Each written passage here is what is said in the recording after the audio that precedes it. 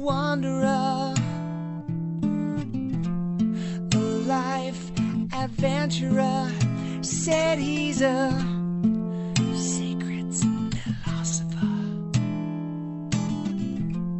He's a wandering wanderer.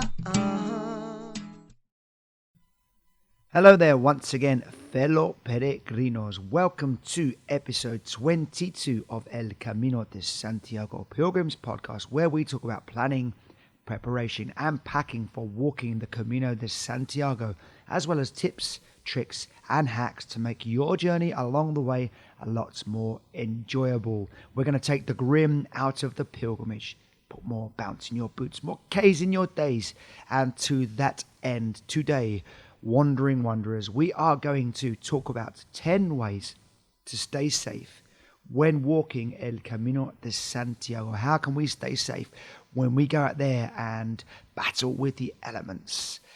So, 10 ways to stay safe. Let's start with the first one. Let's dive straight into those. Now, you may or may not have heard of an application called Alert Cops. I will put a link to this on our Facebook page, El Camino de Santiago Pilgrims Podcast. Give us a like while you're there, please. That would be lovely. And a lovely way to start the new year. But Alert Cops app. So what happens is you download it onto your phone. You have to type in your passport number and your phone number. And if you do get into a spot of bother anywhere along the way, you can activate the notification and the local police force that's closest to there will be able to respond. Now, obviously, you want to be using this for emergencies only. So if you end up running out of plasters for your blisters, there's probably not a reason to be phoning the police or alerting the cops. Or if you run out of sandwiches in the middle of nowhere and you're hungry, that's not a good idea either. But if you do get into a spot of bother and there is an emergency, then you can have peace of mind that you've got the cops on call, the local police on call with this application. Okay, so that is one more time, Alert Cops application. Search for that in your App Store or in Google Play if you're on Android, and you'll find it on there. Like I said, there will be a link to that on our Facebook page. So I think that's very important, for especially if we're traveling solo. And if you are a bit scared of walking the Camino, and that is a reason for you not to walk the Camino because you are worried about your safety, then you can rest assured that that's a good thing to use. Alert Cops app. Okay. Number 2 is be wary of the wild animals that you meet along the way.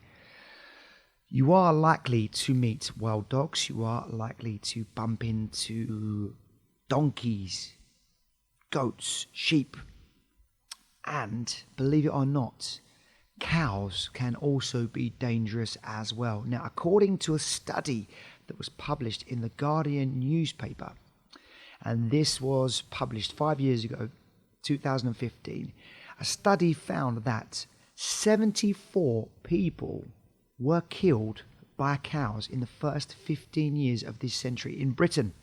Now, I don't know if it's something to do with the British cows or whatever, but there's obviously a very, very serious thing to consider if you are bumping into some cows along the way. And the studies found that they were mainly farmers or walkers that were either butted, trampled, or crushed to death. So the moral of that story is, whichever or whatever animals you may bump into along the way, take a wide berth around them and respect them as well. And just be very, very, very wary, okay? You don't want to be number 75 on that list, all right? So be wary of the cows. I mean, I remember bumping into one in Galicia on the climb up to O Sobrero, which is one of the highest points in the Camino, and it's quite an isolated, remote road. And there was a huge cow blocking the way. At this point, I didn't know about this study, and if I had done, I probably would have been a bit scared. But anyway, I got around it safely. But if you do encounter a similar situation, be very aware of this statistic that they are officially the most dangerous large animal in the UK. Now, I know if you're in Australia, where we have quite a few of our listeners, you've got a lot more things to worry about than cows, snakes being one, and crocodiles. But anyway, and if you're in the USA, you've got a lot more dangerous stuff than we have in the UK. So, but still, don't underestimate the cows and be wary of the wild dogs. You will see some wild dogs along the way as well. All right, so that's number 2 of our 10 ways to stay safe, to maximize your safety when walking the Camino de Santiago. Now, number 3 is when you are walking on the road, as inevitably you will find yourself at some point having to endure a stretch along a main road. All advice points to walking against the traffic. Okay, so that means walking with the traffic coming towards you. So the Spanish, they drive on the right side of the road. In Portugal as well, if you're doing the Camino Portugues, they drive on the right side of the road. And so that means you're going to walk on the left side of the road, on the hard shoulder against the traffic. A study published in the Washington Post found that you had a 77% lower risk of getting struck by traffic by walking against it. Okay, so that's because you're able to see the oncoming traffic, obviously, and you can take evasive action if you need to. You can also maximize your visibility by putting some luminous stickers on your rucksack, on the straps of your rucksack, so they can see you when you're coming. And if on the odd occasion you do have to walk with the traffic coming from behind you, which sometimes I found myself doing when I was coming around, say, a blind bend, where I thought if this oncoming traffic actually won't see me coming around this bend, so I'm just going to switch over to the other side where I can actually see what's going on. So on the odd occasion, I would switch over. So you might want to put some on the back of your backpack as well, or even on the bottom of your trainers or something like that. So, but most of the time, you want to be walking with the traffic coming towards you, okay? And especially if you're going to walk the Camino Portuguese, and I mentioned it before on this podcast, that from Lisbon to Porto, there is a very, very, very large chunk of road walking against traffic, and my wife and I found ourselves jumping into muddy banks to avoid oncoming lorries, which isn't fun. So, but anyway, that's all part of the Camino, and like the Camino is a microcosm of life, all of life isn't always pleasant, and all of the Camino isn't always pleasant, but it does make those days in the mountains and in the wilderness a lot more enjoyable. So that was number 3. Let's move on to number 4. So our 4th way to maximize safety when walking the Camino de Santiago is to check the weather. If you're going to go into some isolated, so we say at extreme altitude. So if you're going to walk the Camino Frances, as a lot of pilgrims do, sorry, just needed a sip of my hot chocolate there. If you're going to walk the Camino Frances, the first day from Saint-Jean-Pied-de-Port is a massive hike into the Pyrenees, and it is advisable to check that the weather isn't going to be dangerous. And please don't underestimate the weather, okay? It might look sunny, it might look like a lovely day, but the weather in the mountains is capricious. It is unpredictable. It can change at any moment. All right, so please do check the weather when you are going up to high altitude, when you're crossing mountain ranges. So you want to think about O Cebreiro as well in Galicia, which is the first climb as you cross the Galician border on the Camino Frances.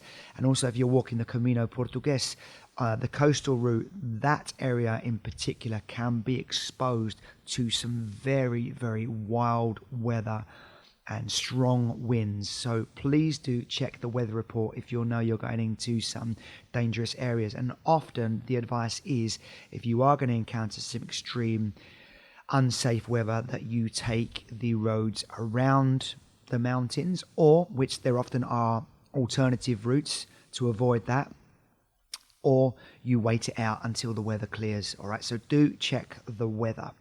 Very important, and it sounds like stating the obvious, but this can never be underestimated.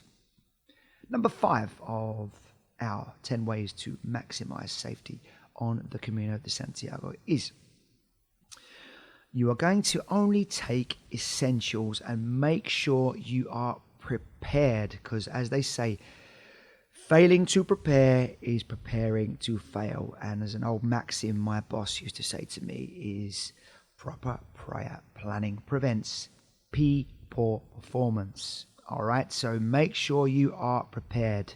So you're only going to take essentials because that means you have less reasons to be a target. If, for example, you're carrying something that means a lot to you but could be expensive, could be a watch, could be a piece of jewelry, and maybe it means something to you because it's got sentimental value, that could make you a target though. So anything that's valuable, you probably want to leave at home, even if it does have that sentimental value. You want to have as least reasons to be a target as possible. And when we talk about having your kit list prepared, you want to make sure you've got your poncho and rucksack cover for the rain deployed in your side pockets, ready to go if the rain does fall. You want to make sure you've got warm clothing for mountains, even in the summer, because like we said, the weather in the mountains is very unpredictable and it can get cold even at the height of summer at altitude. It can be 30 degrees at sea level, and then you're going to get up to like 1,300 meters where Osobredo is, something around that range, and it's going to be cold up there. So you must carry that, okay? You don't want to get hypothermia. So these are all ways to stay safe. And of course, in Spain and in Portugal, it can be very, very, very hot. Whether it's winter, summer, whatever time of the year, you need to take some sun protection. So that's your cream, your hat, your shades, and make sure your neck is covered as well. Okay, so make sure you are prepared, fully prepared in your kit lists. So if you're not sure about your kit list, you can go back to some of the previous episodes. We do have, I think it was episode 20, around that area, an episode talking about kit list, an entire packing list basically. So go back and listen to that episode. So that was number 5. So take only essentials and prepare your kit carefully, because failing to prepare is preparing to fail. And you want to make sure you carry only the essentials so you have as least reasons to be a target for someone as possible. There have been reports of people having stuff stolen in the albergues, okay, so be aware of that and just be streetwise. Let's move on to number 6. Talking about those isolated areas of the mountains, we could talk about the Pyrenees, we could talk about Osobredo, we talk about the mountains of Leon, we can talk about any stretch in the Camino Portuguese between Lisbon and Porto. There are long stretches where you're not going to encounter anything but fields on that part of the Camino. And if that's the case and you're on your own and you're not feeling comfortable with that, it could be an idea to walk in pairs or in groups. And obviously you're going to make sure you've got your Alert Cops app with you and ready to go at all times. Now, I know I don't always say that I'm not an advocate of carrying your mobile or having it switched on, but if you are alone, I do understand that it's probably a good idea to have it switched on and ready to go. I've walked with my wife the last few Caminos and we've always been together. So I accept and concede even that is an actual very, very good reason to have your mobile switched on. So I hope I'm not contradicting myself from previous episodes, but I do understand that it can be useful. So walk in pairs, and I remember a motto that was on posters and was everywhere at my university where I studied in Florida, and that was they had a motto which was just to it. Okay, so stay safe, just to it, not just do it, the old Nike slogan, just to it. So try and find somebody to walk with. If you are going on your own to the Camino, I can guarantee you, as we said before in this podcast, you won't struggle to find fellow peregrinos, any other shell mates that will walk with you. You'll find many, many, many kindred spirits. All right, so Walk with company when you're going to go into isolated areas. And springing to mind, those would be the Pyrenees, the first day from Saint-Jean-Pied-de-Port, O Cebreiro, which is a long, tough climb up, and the Meseta, which is around about 200 kilometers of flat barley fields, nothing and no one in the middle of nowhere pretty much, which is the Meseta. Just to it, walk with pairs or in company. Number 7 of our 10 ways to stay safe when walking the Camino de Santiago is follow the correct Camino signs. Follow the correct yellow arrows. You may well come to a point in the trail where you see a collection of yellow arrows going in different directions, and that can be very, very confusing. What would you do in that situation? I've found more often than not, it is best to try to find the official Camino signposts, and you'll get to learn what those are. They're normally concrete posts. They often give you a countdown to how far you've got to go to Santiago, and they'll have the pilgrim shell on those logos as well as the yellow arrow. So if there are lots of yellow arrows painted and there's a concrete post going in a different direction to the painted yellow arrows, then you want to follow the direction of the concrete post. Sometimes you'll find that businesses will paint yellow arrows in a certain direction to guide you towards their enterprise. They could be their cafe, their restaurant, or whatever it may be.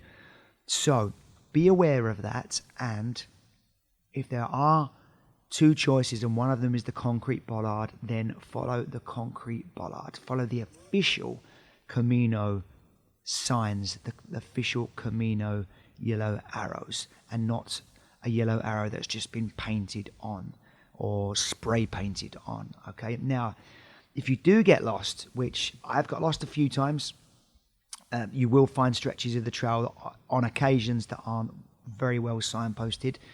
Again, I hark back to the Camino Portuguese, and that's between Lisbon and Porto. You will find that some stretches of that aren't very well signposted. My wife and I got lost on there as well. And I also got lost between Los Arcos and Villamayor de Monjardin on the Camino Frances. What do you do if you get lost? Now, I found the best thing to do, even though it can be quite time consuming and tiring, is to not guess. Walk back the way you came until you find a yellow arrow and then start again. So go back to reset. Don't guess it. My wife and I, we probably shouldn't have done this, but we did guess a few times because we kind of knew where we needed to go, and we knew we needed to go towards a road, and if we went towards this road, then we'd eventually get back to the Camino. Anyway, we ended up in a soup of mud, a bog of just, very, very soggy marshland, and more fool us. We learned the hard way. So that is what we did in the end. With our, we got our wrists slapped for guessing. So learn from my experience. Don't guess. Go back to try and find the last Camino signpost that you found and retrace your steps from there. So go on to reset, basically. Let's go on to number 8. So again, this one could sound very, very, very obvious, but let's go into it anyway. Keep your valuables on you at all times. Don't drop your guard just because you're on the Camino. Keep your guard up. Be open to making friends and trusting, but your valuables have to stay on your person at all times. Even when you're going to go to have a shower, don't leave your valuables on your bed. Don't leave them unattended. Now, what I did was, this last Camino, I took something called a magic belt, and I think I mentioned this in the last episode. It's shall we say, it's an elasticated belt that goes around your body, a bit like a bum bag, but this one's elasticated and it's very, very, very small, and it's kind of a nylon belt as well, nylon material, and it expands to the size of whatever you put in it. It's very, very incredible, an incredible invention.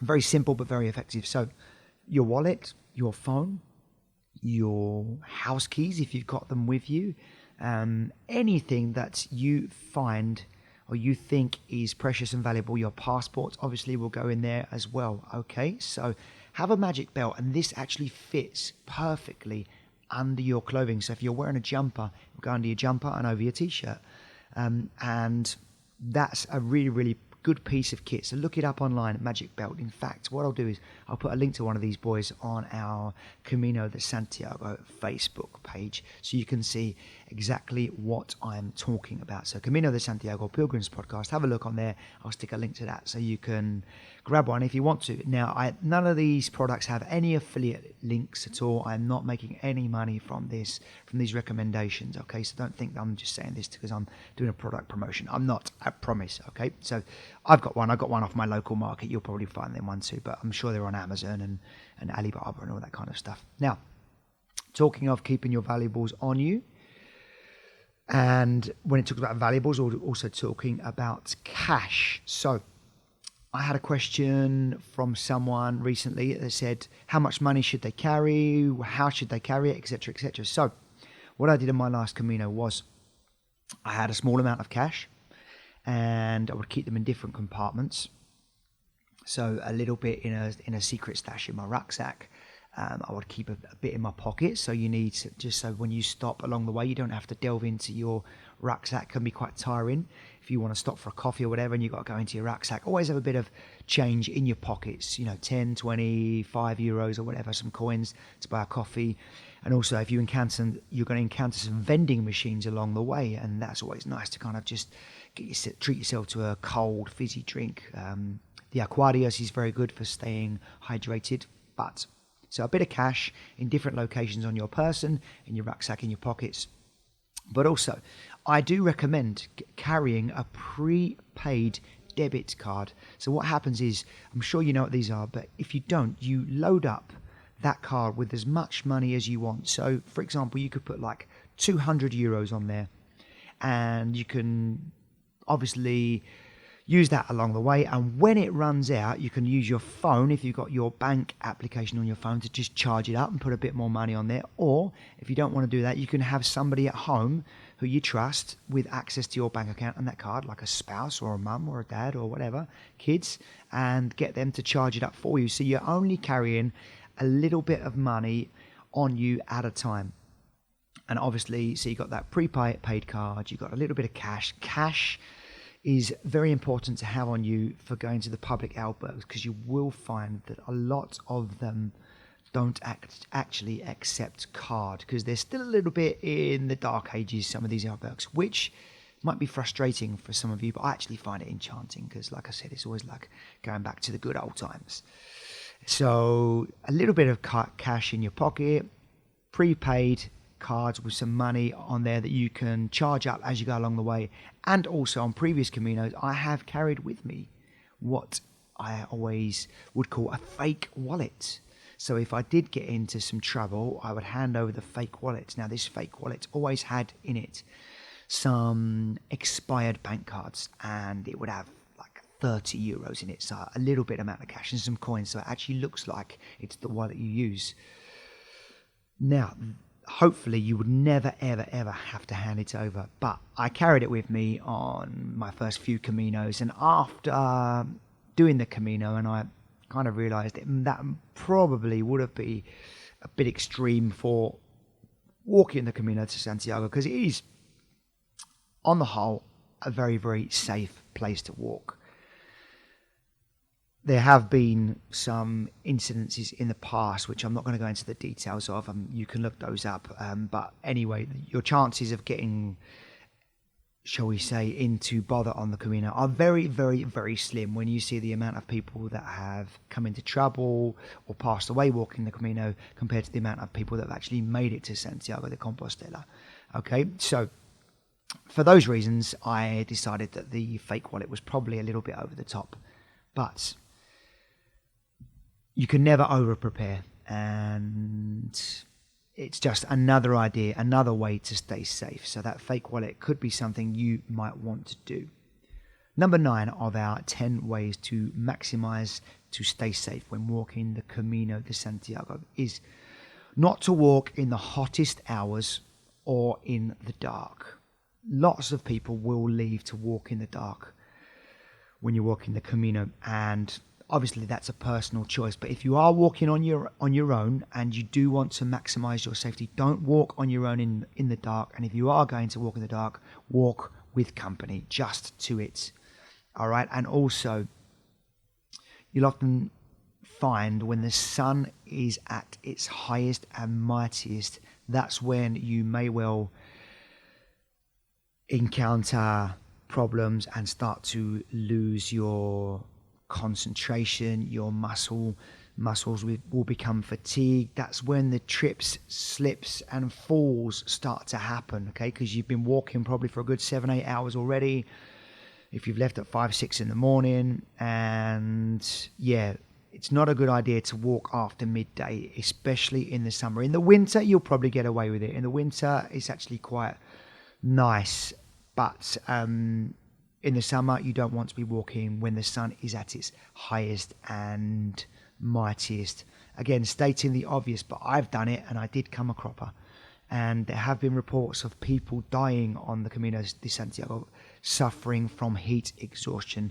One specific person did die in 2013, I think it was, a Brazilian pilgrim. So again, don't underestimate the sun. Don't underestimate all these little things. They all will, in the end, catch up with you. And obviously, that is when, at the end of the day, is when you are at your most tired and when your concentration levels will start to go down and you will start to lose focus. So another way to potentially stay safe is to finish before you get to that point. Finish when you feel good, not when you're running on empty and exhausted, because that's when trouble can happen and mistakes can happen. So they'll be less likely to happen if you finish before you're exhausted.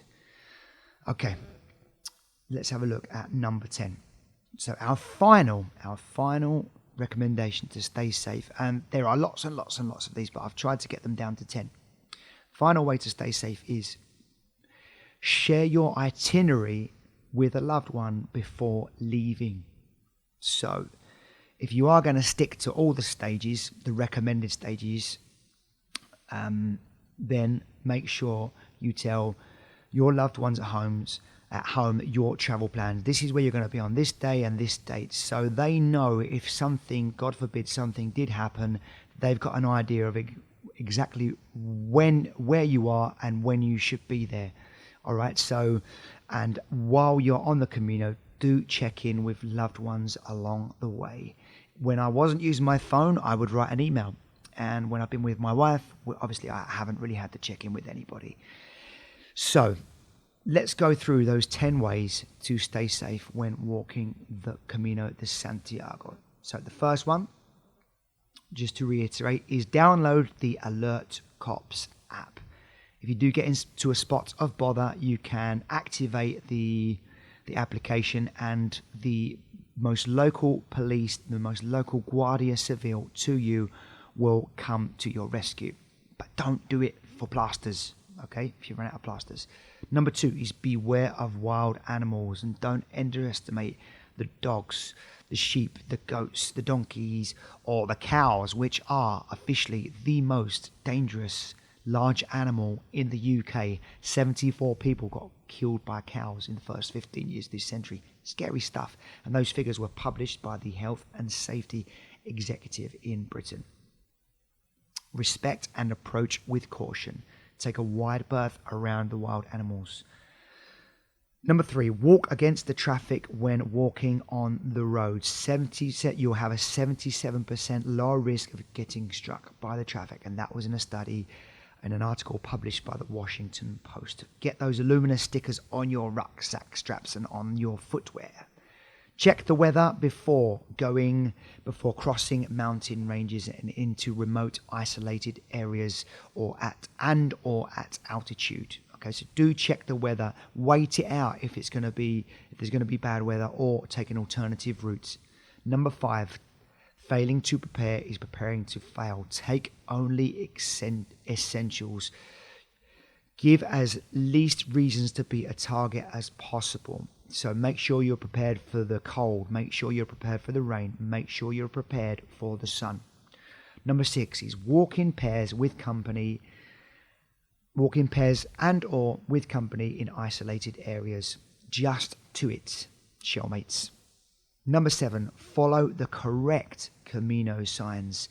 If you see a concrete post and you see a spray painted yellow arrow, go the direction of the concrete posts. They are the official signs, okay? If in doubt, ask a local. And if you do get lost, retrace your steps back the way you came until you see a yellow arrow. Number 8, keep valuables on you at all times. You might want to buy a magic belt, which is an elastic nylon belt that goes around your body and expands to the size of whatever you put in it. You might want to carry a fake wallet, and you might want to take a prepaid card, which you can have a little bit of cash on and load up as you go along the way. Also, small amounts of cash, which can come in handy at the albergs and at the cafes, bars, restaurants and vending machines along the way. That was number 8. Number 9 is don't walk in the hottest hours or in the dark. Don't walk in the dark on your own, and try to be finished before midday if you can, especially in the summer. And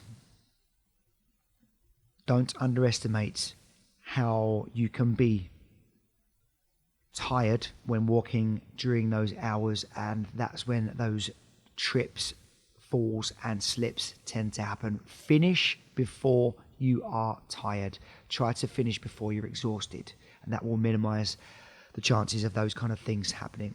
And the last one is, please do share your itinerary before leaving, and check in with friends and family where possible along the way, so your loved ones should know exactly where you are and when you're going to be there. Okay, so that is all for this week, episode 21 of El Camino de Santiago Pilgrims podcast. I'd like to wish you all a happy new year.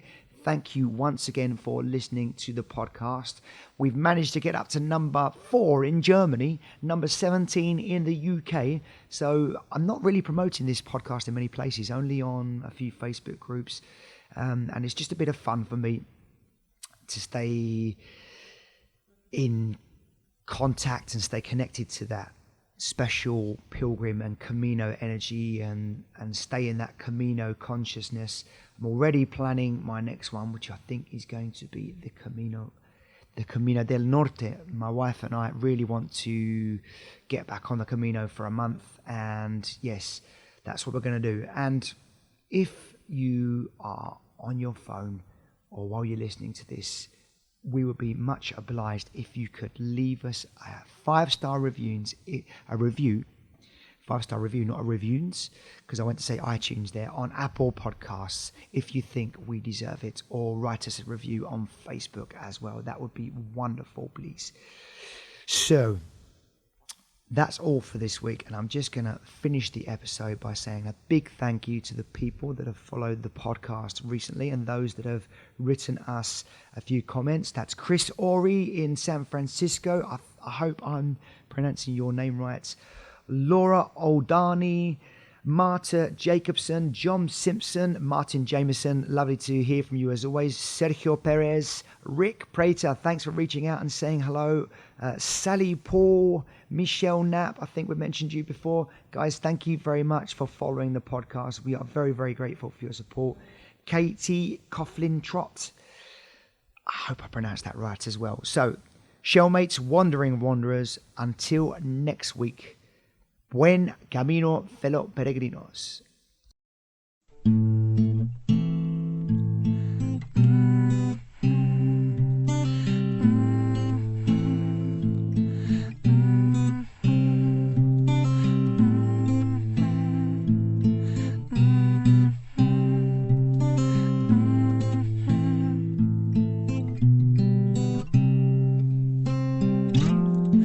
Wandering wanderer, a life adventurer, said he's a